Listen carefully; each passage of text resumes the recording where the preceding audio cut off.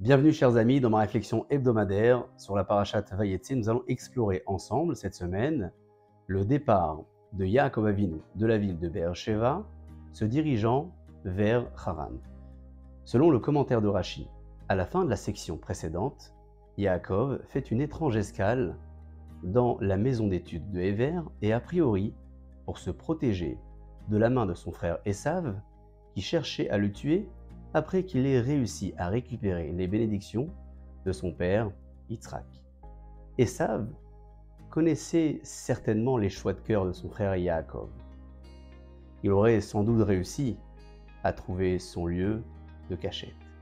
Quelle a été donc la stratégie de Yaakov? À la fin du XVIe siècle et au début du XVIIe siècle, vécut un grand homme qui s'appelait le rabbi Avraham Azoulay, qui était le grand-père du Haïda. Après avoir passé sa jeunesse dans la ville de Fès au Maroc, il décide, à cause de la peste et de la famine, de quitter sa ville pour aller vivre à Hebron, en Eretz Israël. Hélas, une épidémie se déclare également dans cette ville. Il est donc contraint de déménager une seconde fois à Jérusalem et plus tard dans la ville de Gaza. Oui, vous l'avez bien entendu. C'est dans la ville de Gaza qu'il rédige ses deux ouvrages sur la Torah. Le premier, le Brit Avram, le second, le Chesed l'Avram. Dans son premier commentaire, le maître nous raconte que lorsque Eliphaz, le fils de Esav, est venu pour tuer son oncle Yaakov, Yaakov avait réussi à le convaincre que le pauvre est considéré comme mort. Il lui laisse alors ses moyens et l'ensemble de ses vêtements.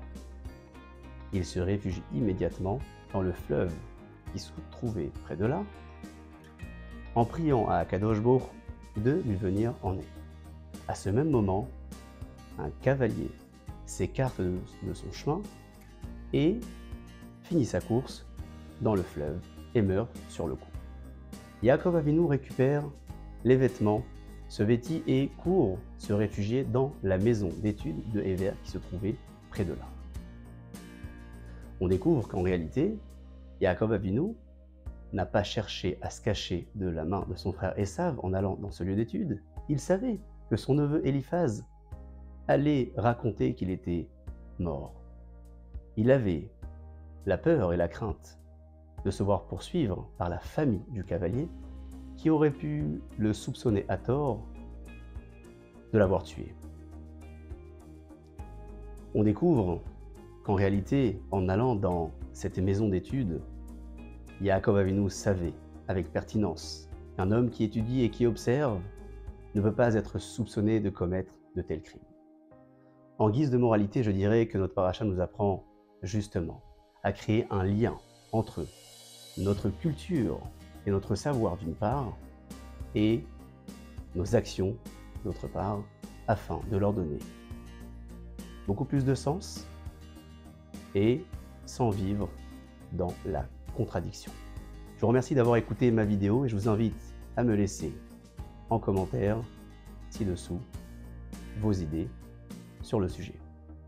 Je vous dis à très bientôt en vous souhaitant Shabbat Shalom ou Mevorach.